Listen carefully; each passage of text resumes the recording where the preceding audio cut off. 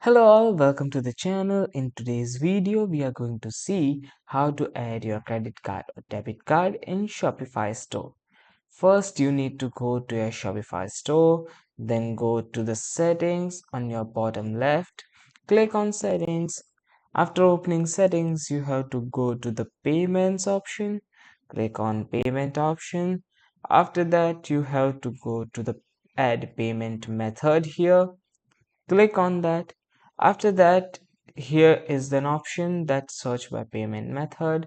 Click on search and type card.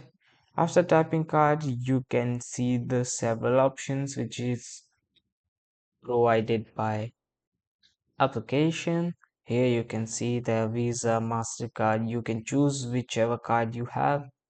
First, we have to choose the card. After choosing the card, After choosing the card, you have to tap outside so you can see different providers.